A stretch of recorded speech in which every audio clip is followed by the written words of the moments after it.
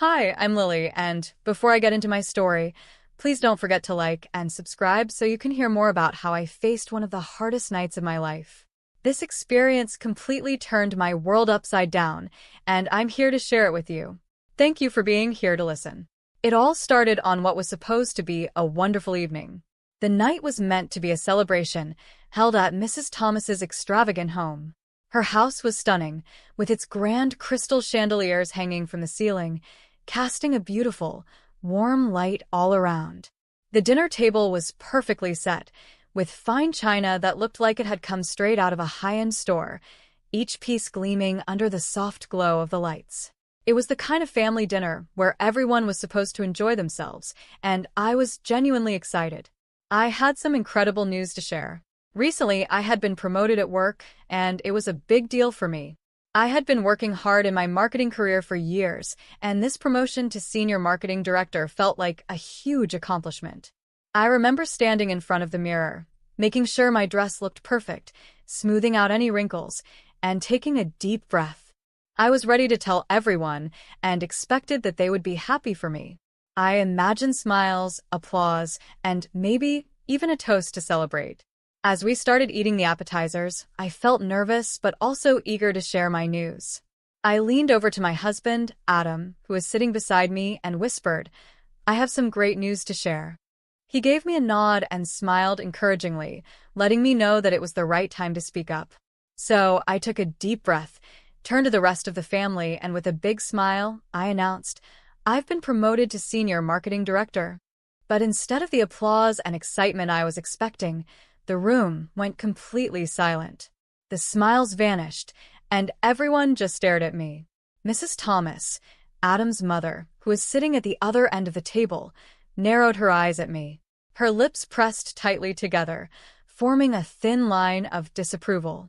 She leaned in towards Adam and, in a voice just loud enough for me to hear, hissed, "Is this what we raised him for? To be overshadowed by his wife's career?" Her words cut through me like a knife. I glanced at Adam, hoping he would stand up for me, but instead, he seemed to shrink under his mother's gaze. The supportive smile he had given me moments earlier faded away, and I felt his hand, which had been holding mine under the table, slowly pull away. Trying to keep the mood light and salvage the moment, I smiled and said, "It's a great opportunity for us, Adam. The raise is significant and will help us in so many ways." But before I could finish, Mrs. Thomas interrupted me.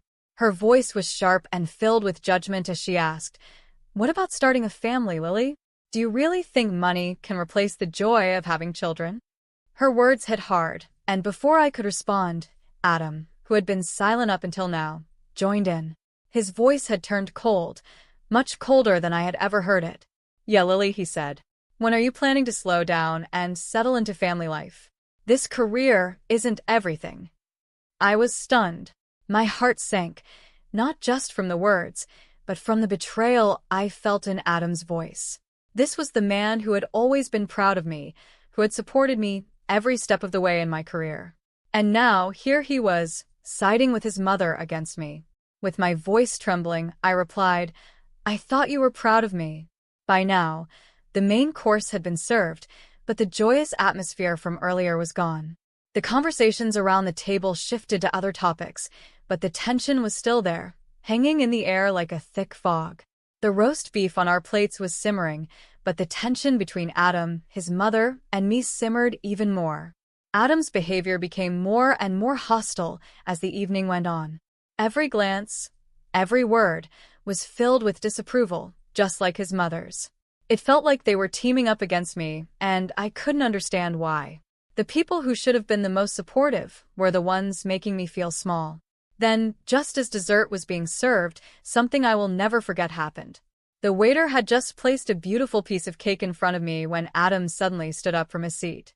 He grabbed his napkin and threw it onto the table with a loud thud. Everyone turned to look at him, shocked by the sudden outburst. "You should know your place, Lily," he said, his voice echoing through the dining room. "You're my wife, not my competitor." His words hung in the air, and I sat there in disbelief. The room, once filled with the warm glow of chandeliers, now felt cold and unwelcoming. I stood up, my heart racing, trying to steady my breathing. Being your wife doesn't mean I have to give up my dreams, Adam. I deserve respect, not this, I said firmly, my voice shaking slightly, but filled with determination. In that moment, something changed in Adam. Before I could react, he raised his hand, and in a sudden flash, one that would haunt my nightmares for years, he struck me across the face. The sharp sound of the slap echoed through the room, freezing everyone in place. The room fell into complete silence as I lifted a trembling hand to my cheek, feeling the sting of pain spreading across my face. All eyes at the table were fixed on me, wide with shock and disbelief, but no one moved or said a word. I didn't speak either. Instead, I turned slowly, pushing my chair back. The legs of the chair scraped loudly against the hardwood floor, a sound that felt like it cut through the silence. I began walking toward the foyer, my steps steady, even though my mind was spinning. The sound of my heels hitting the marble floor was the only thing I could hear, like the steady beat of a drum marking my escape. I reached for my purse without glancing back, not even once. I didn't need to. I already knew that what was behind me, my marriage, my life with Adam, was over. As I stepped outside, the cool night air hit my skin, and I closed the door softly behind me. The quiet click of the door closing felt like the final punctuation on this chapter of my life. It was over. My marriage was over. In that moment, standing outside in the dark, cool night, I knew I had to leave. I had to find a place where my ambitions weren't seen as something to be ashamed of, where I could breathe freely and finally be myself again. For too long, I had lived in the shadow of someone else's expectations. Now, it was time to step out of that shadow and find my own way. As I drove away, I watched the house grow smaller and smaller in the rearview mirror, a strange mix of fear and relief swirling inside me. I was truly alone for the first time in a long time. But there was something else too, something new, a spark of hope, a sense of freedom. It was small, but it was there, flickering inside me like a light that had just been lit. I knew this was the beginning of a new journey, and for the first time in a long time, I felt ready to face whatever lay ahead. The next morning, I woke up in my small apartment, sunlight streaming through the windows. It felt like the first day of a new life, like everything had changed overnight. The events of the previous night still felt fresh in my mind, and yet, at the same time, they seemed distant, almost like they had happened to someone else. My phone buzzed with messages, friends reaching out after hearing whispers about what had happened. Messages of concern, confusion, and questions filled my screen. But I ignored them. I couldn't focus on explaining myself right now. There were more important things I needed to take care of. The first thing I did was pick up the phone and call the divorce attorney I had been recommended. My hand shook slightly as I dialed the number, but I was determined. When the attorney answered, I didn't hesitate. I need to file for divorce, I said, my voice strong. It's urgent. The attorney's response was calm and professional. Understood, they said. I'll prepare the initial paperwork. Can you come in this afternoon to go over the details? Yes, I'll be there, I replied. After hanging up the phone, I felt a small, victorious thrill. There was no turning back now. The decision had been made, and I was taking the steps I needed to move forward. At work, I tried to focus, though my mind kept wandering back to everything that had happened. My boss, Mr. Brandon, noticed my distraction and approached me with a concerned look. Everything all right, Lily? He asked gently. I'm dealing with some personal issues, but I'll manage. Thank you, I replied, trying to sound composed. If you need time off, just let me know, he offered. No, I'd rather keep busy. It helps, I said, giving him a small smile. He nodded in understanding. Well, let me know if you need anything. Thank you, I said, grateful for his kindness. As I returned to my work, I couldn't help but feel that despite the chaos in my personal life, I was taking control. The steps I was taking were difficult, but they were necessary. It was the start of something new, and while I didn't know exactly where this new path would take me, I was ready to find out. I threw myself into my work, finding comfort in the familiar tasks that helped keep my mind off everything going on in my personal life. The routine of my job was a welcome distraction, and my coworkers were incredibly supportive, which made it easier to breathe, even when the weight of my marriage falling apart felt overwhelming. "Hey, Lily, I heard about last night. Are you okay?" Mary, one of my closest friends at work, asked me, her voice filled with concern.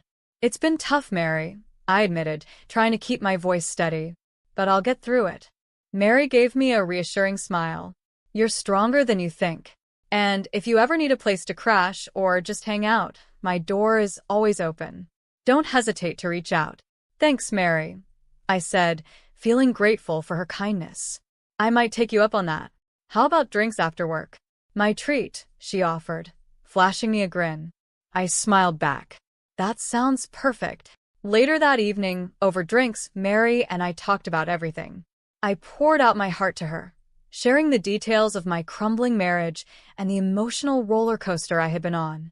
Despite all the turmoil and uncertainty, I found moments of relief in our conversation. Mary's presence and our laughter, even if just for a few hours, helped me feel like things would be okay. When I finally returned to my apartment, I checked my phone and saw several missed calls from Adam. My heart sank as I debated whether or not to call him back. After thinking it over, I decided not to. Instead, I sent him a text message that I knew I needed to send. "I've filed for divorce. Please respect my space during this time." I typed and hit send. His reply came almost instantly. It was full of desperation. "Can we talk about this, please?" "I didn't mean it, Lily. I'm sorry." I stared at his message for a moment, my emotions swirling. I knew what I needed to say. "I need space, Adam. Good night," I replied, keeping my response firm but brief. As I put my phone away, I felt a wave of mixed emotions wash over me: sadness, relief, anger, and something else. Determination. I was free now, or at least I was on the path to freedom. There was no turning back. I looked around my small apartment, which was simple but cozy. It was my space, my sanctuary. No one could hurt me here, and that gave me a deep sense of peace. This was where I could start fresh and rebuild. As I thought about Adam, I realized how much his own decisions had led us to this point. His mother's toxic influence had clouded his judgment, and in the end, he had pushed me away. It was sad, really, that he had let himself get caught up in someone else's views, but that wasn't my burden to carry anymore. That night, as I lay in bed, I felt something new stirring inside me. I wasn't just surviving anymore. I was stepping into a new phase of life. A phase where I could finally start living again. Tomorrow, I would be stronger, and the day after, even more so. This was just the beginning, and I knew I was ready for whatever came next. In the days that followed, I focused on my career with renewed energy. I threw myself into my work, becoming more involved in larger, more impactful marketing campaigns. My hard work didn't go unnoticed, and soon, my network began to grow as I connected with influential people in the industry. I was invited to host webinars and lead workshops, showcasing my expertise and leadership skills. My career was taking off, and I felt proud of how far I had come. One busy Sunday morning, I was sitting at my desk, reviewing campaign proposals, when my phone buzzed with an incoming call. Glancing at the screen, I saw it was Amy, a well-known contact in the marketing world. "Hey, Lily," she greeted me warmly when I answered. "Hi, Amy. How's it going?" I replied, surprised but pleased to hear from her.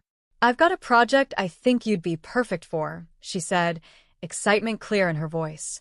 "Are you free to chat about it later this week?" My heart skipped a beat. This was the kind of opportunity one had been working towards, and it felt like the next step in my journey to success.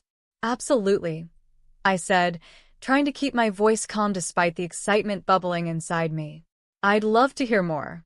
As I hung up the phone, I smiled to myself. I was moving forward, both personally and professionally. The life I was building for myself was full of possibilities, and for the first time in a long time, I felt truly excited for what the future held. There would still be challenges ahead, of course, but I was ready to face them. I was no longer the woman who had felt small and trapped in her marriage. I was stepping into a new chapter of my life, and I was determined to make the most of every opportunity that came my way. I heard through the grapevine about what you've been going through. I'm really sorry you had to deal with that, Amy said, her voice sympathetic but still professional. Thanks, Amy. It's been tough, but I'm managing, I replied, trying to stay composed. Listen, she continued. I've been thinking. There's an opening for a speaker at a conference next month. The topic is resilience and leadership, and I believe your experience, both personal and professional, would really resonate with the audience. What do you think? The offer caught me off guard. I hadn't expected something like this, but I knew it was an opportunity one couldn't pass up. Speaking about resilience in front of an audience felt fitting after everything I had been through. I'd be honored, Amy. Thank you so much for thinking of me, I said, feeling a sense of pride. As my career continued to grow, so did my reputation. But with that growth, I also began to hear whispers about Adam. His behavior had not gone unnoticed, and soon enough, people in the industry were talking about it. The same people who once respected him were now distancing themselves. At an industry meetup one day, I overheard bits of a conversation between two executives. He's looking for work again, one of them said, shaking his head. After what he did to Lily, who would hire him? The word stung, but they also felt like confirmation that I wasn't the only one who saw the damage Adam had caused. While my career was thriving, Adam was struggling. The roles had completely reversed. He tried to reach out to me several times, sending messages and asking for help, but I ignored them until one afternoon when I received a text that made me pause. Can we meet? I really need your help, Adam's message read. Against my better judgment, I agreed to a brief coffee meeting. I didn't know what to expect, but I wanted to hear what he had to say. When we met, Adam seemed like a shadow of his former self. His voice was low as he began. Lily, I'm sorry. I was wrong. I've lost so much. I can't find work anywhere. It's like all the doors are closed to me. I listened, feeling a mix of emotions. Part of me felt sorry for him, but another part of me remembered everything that had happened. I'm not in a position to rewrite the past, Adam, I said softly but firmly.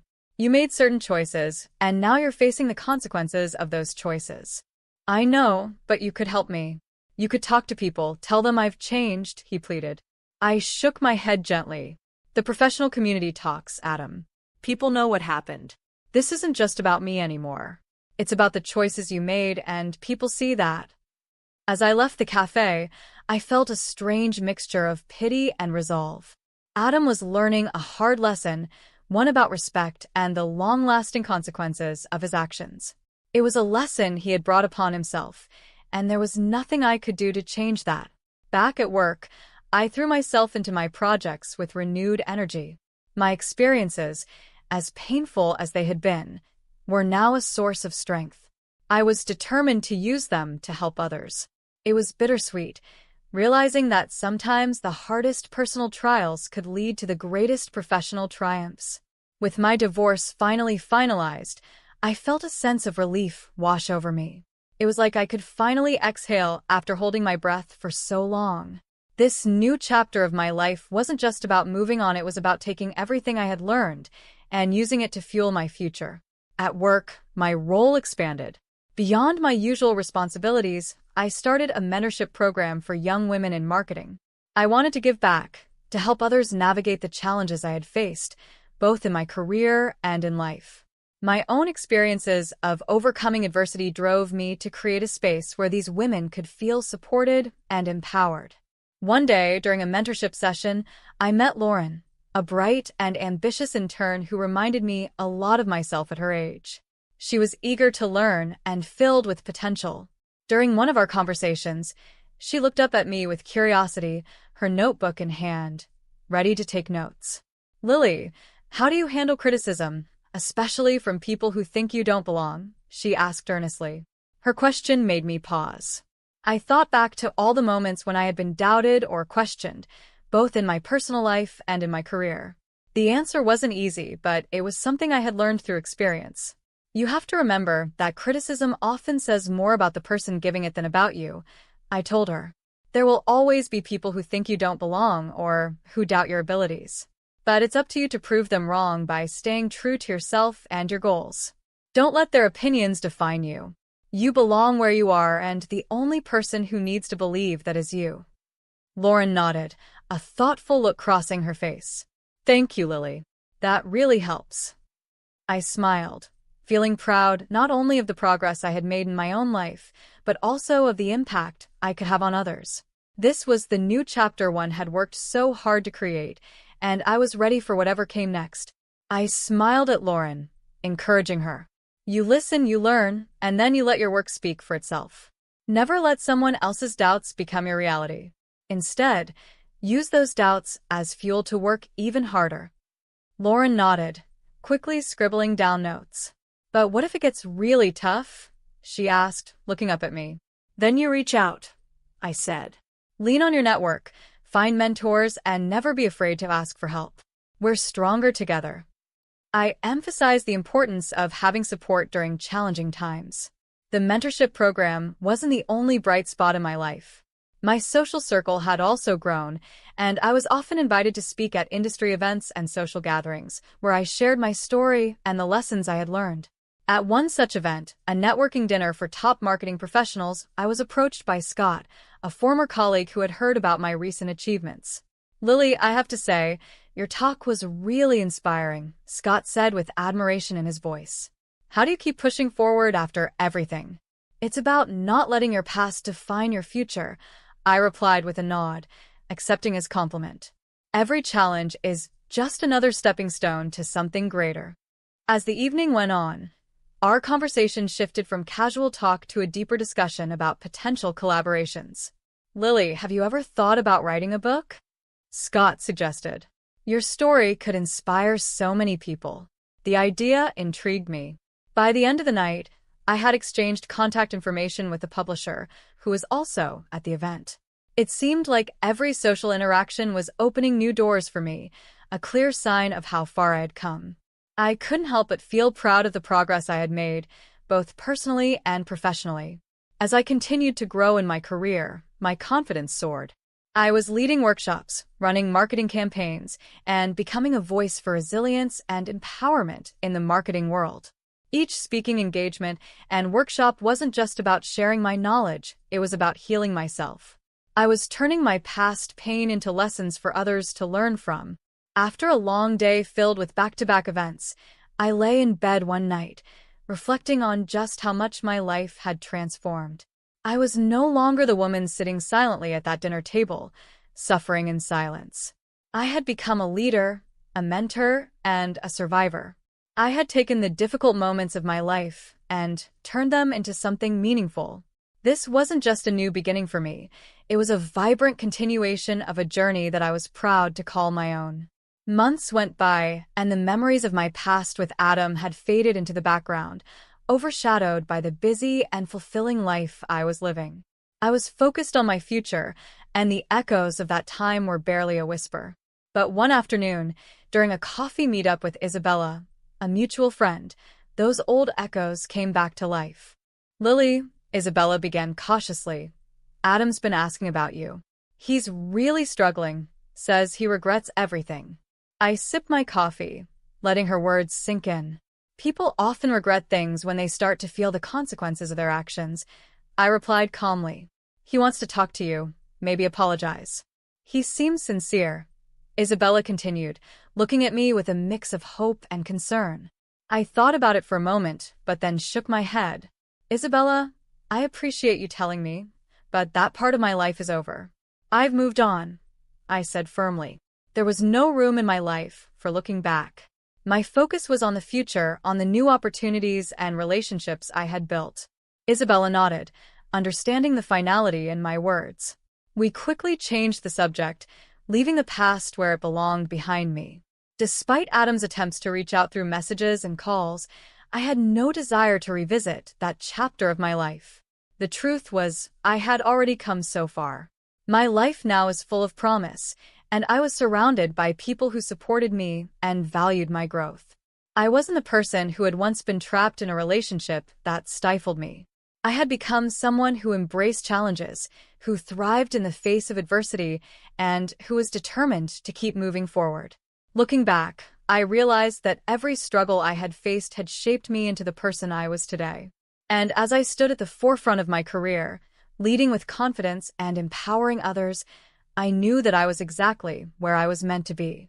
The future was mine to shape, and I was ready to face whatever came next with no regrets. I stayed firm in my decision to keep my distance. Each time Adam tried to reach out, I remained silent. It wasn't out of anger, but because I needed to protect my own well-being. Through my journey, I learned how important it was to set boundaries and respect myself. In the months that followed, my career continued to grow. I spoke at conferences, led exciting marketing campaigns, and saw my mentorship program flourish. The impact I was making felt real and fulfilling. Sharing my story on different platforms inspired others who were also facing their own challenges. One evening, as I reflected on the past year, I realized how much I had changed. I hadn't just survived, I had thrived. My life was now filled with purpose and success. Knowing that Adam regretted his choices wasn't something that gave me satisfaction. Instead, it reminded me of the serious consequences of disrespecting others. As I closed my journal, which was filled with plans and reflections, I felt a deep sense of peace. My experience with Adam had pushed me onto a path of empowerment and achievement. My victory wasn't in his regret, but in my own strength, turning pain into power and living a life based on my own values. As we end this story, I'd love to hear from you. Do you think Lily was right in cutting Adam out of her life? Share your thoughts in the comments, and if you enjoyed this story, don't forget to like and subscribe.